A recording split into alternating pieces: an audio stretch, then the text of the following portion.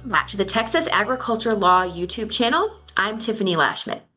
Today we're going to answer a question that I get repeatedly in my work as an extension agricultural law specialist here in Texas. And that question is whether a Texas city is allowed to enforce a ban or a limit on the number of chickens residences are allowed to have at their property. So, for example, let's say that there was a city in Texas that had a rule that you cannot have roosters within the city limits. Or maybe there's a city in Texas who has an ordinance that says you can't have more than 4 chickens on your property within the city limits. Are those laws legally sound under Texas law? The answer is we don't know for sure. And I know that seems like a weird answer to a question. Here's the story. The answer to this question is going to depend on how Texas courts will interpret recent amendments to the Texas Right to Farm statute. And in particular, it's going to depend on how they view the term agricultural operation. Does that include urban, or sometimes you hear them called backyard chickens? We just don't know because we haven't had an appellate level case where a Texas court has had to answer that question. So there were pretty significant amendments to the Texas Right to Farm statute in 2023. And one of those amendments was to add in some pretty significant restrictions on the ability of a city to impose any sort of governmental requirement on an agricultural operation within its bounds.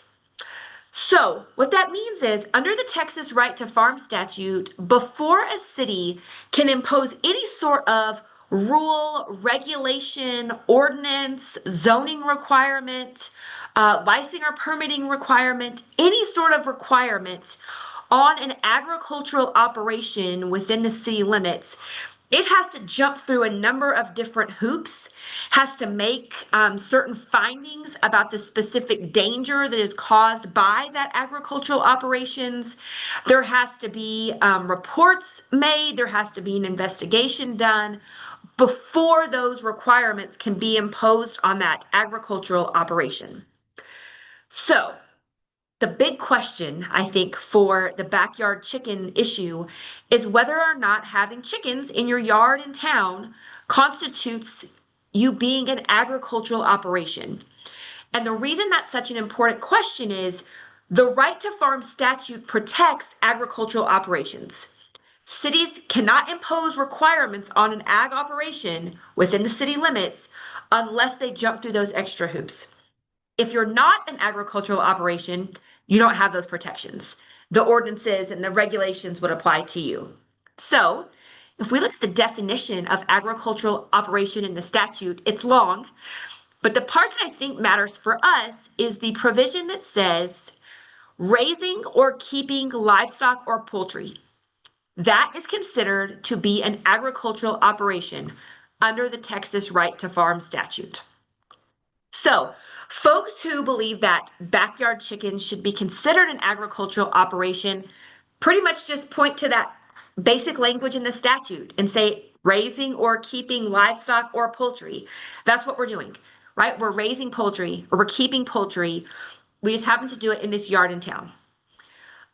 There's no exceptions for people in cities. There's no acreage requirements. There's no certain dollar amount that they have to produce or sell included in that statutory definition. On the other side, if there's a city who wants to enforce these types of regulations, they might argue that backyard chickens are not an ag operation, right? They might point to things like, well, wait a minute, they're not generating enough revenue, or they don't have a sizable enough acreage footprint.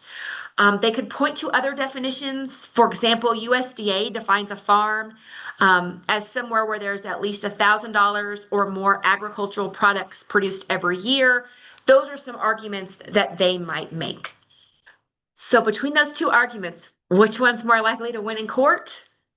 We don't know until we get a ruling from an appellate court here in Texas where we can see how Texas courts are going to interpret this language. Now, it is important to note that the right to farm statute does provide what's called a right of action.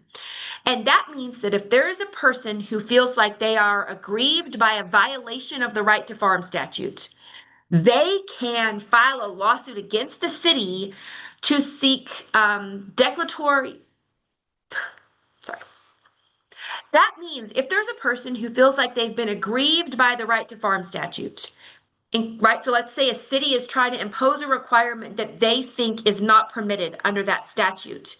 The person has the right to sue the city and seek either declaratory or injunctive relief from the city to prevent the enforcement of that unallowable statute. As part of that provision, that person is also allowed to seek their court costs and their reasonable attorney's fees.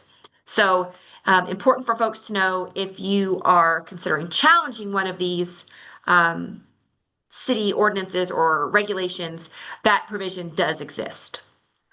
Lastly, to further complicate this a little bit more, in addition to that right to farm statute, I just want to make sure that folks are aware there's also something called the Texas Right to Farm Constitutional Amendment.